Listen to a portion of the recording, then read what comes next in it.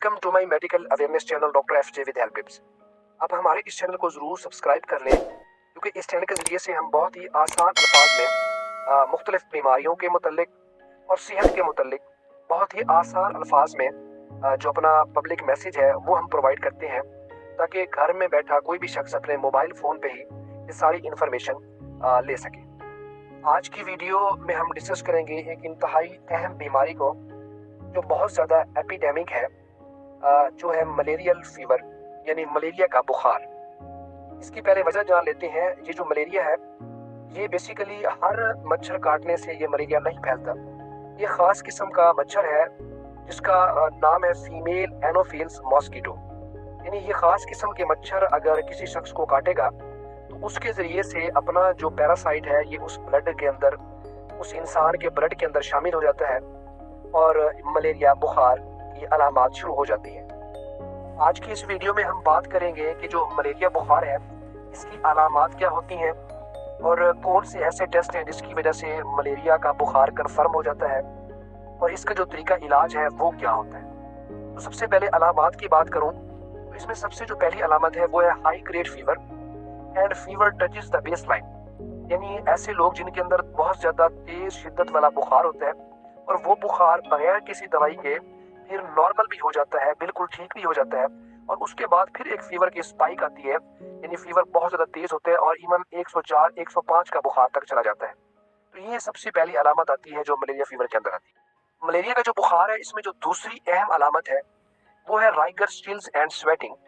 यानी ऐसे शख्स के अंदर बहुत ज़्यादा शिद्दत वाली सर्दी का एहसास होगा और ऐसे लोग बहुत ज़्यादा कंबल या रज़ाइयाँ ओढ़ते हैं कि हमें बहुत ज़्यादा शदीद सर्दी लगती है, और उस सर्दी के बाद बहुत ज़्यादा पसीना आना शुरू हो जाता है क्योंकि आरबीसीज की ब्रेकडाउन होती है मलेरिया फीवर के अंदर, तो उसकी वजह से सारी चिल्स और स्वेटिंग होती है। तो बहुत ज़्यादा शदीद सर्दी का लगना और साथ में उसके बाद बहुत ज़्यादा पसीना आना, और इतना पसीना कि जो कमीज़ है या शर्ट है वो भीग जाती है। तो ये दूसरी अलामत है मलेरियल फीवर की। तीसरी अलामत इसमें हेडेक होता है, यानी सर में दर्द हो गया।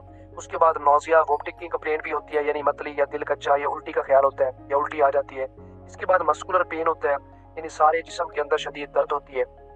ये कुछ अलामात हैं जो आम टाइप का जो मलेरियल फीवर है ये उसकी अलामात है। अगर यही मलेरियल फीवर अगर बहुत ज़्यादा सिवियरिटी पकड़ ले, बहुत ज़्यादा लीथल हो जाए, तो इसमें जो सीवियर सिम्टम्स आती हैं उसमें कन्फ्यूजनल स्टेट भी हो जाती है कि मरीज़ का जो होश है वो आहिस्ता आहिस्ता ख़राब होने लग जाता है, या उसको झटके पड़ना भी शुरू हो जाते हैं, या सांस में भी दुश्वारी आ जाती है। तो इसको हम कहते हैं सेरिब्रल मलेरिया, यानी ऐसा मलेरिया का बुखार जो अब दिमाग की तरफ जो है ना ट्रांसमिट हो गया, उसने अब दिमाग की सोजिश कर दी है, और इसको हम सेरिब्रल मलेरिया कहते हैं। इसके बाद बात कर लेते हैं कि कौन से ऐसे टेस्ट करवाने चाहिए जिससे जो मलेरिया का बुखार है ये कन्फर्म हो जाता है।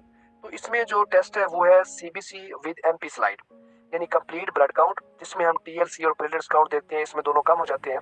और दूसरा इसमें एमपी स्लाइड एक टेस्ट होता है जिसमें थिक और थिन फिल्म होती है, माइक्रोस्कोप के जरिए से जो ब्लड स्मीयर्स होते हैं उसको देखा जाता है, और ये जो पैरासाइट है उसकी मूवमेंट देखी जाती है कि मलेरिया का जो पैरासाइट है जरासीम है या नहीं है। तो इसको कहते हैं MP slide, CBC with MP slide. ये एक प्रॉपर आपने टेस्ट करना होता है। अगर इसमें बड़ी अहम चीज़ ये है कि इन केस अगर एमपी स्लाइड नेगेटिव आती है, मतलब उसमें जो है माइक्रोस्कोप के अंदर मलेरिया का पैरासाइट नजर नहीं आता, तो हम डॉक्टर हज़रात क्लिनिकल बेस के ऊपर भी एंटी मलेरियल जो है दवाई शुरू कराते हैं कि जो अलामात है वो मलेरिया की है। क्योंकि 5 किस्म के मलेरिया हैं तो सारे के सारे उस एमपी स्लाइड के ऊपर पॉजिटिव नहीं आते। तो जो मैंने अभी बातें की, जो मैंने अभी अलामात बताई, अगर वो किसी शख्स में सारी अलामात आती हैं और उनका टेस्ट भी नेगेटिव आता है तो उसको फिर भी हम एंटी मलेरिया जो दवाई होती है, जो हम आगे जाके भी डिस्कस करेंगे, तो वो हम स्टार्ट करा देते हैं।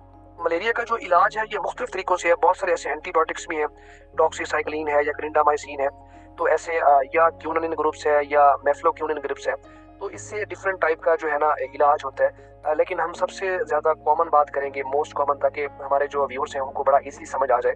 तो उसमें एक फार्मूला आता है जो कम्बिनेशन फॉर्म में होता है, आर्टीमिथर और ल्यूमिफेंटाइन।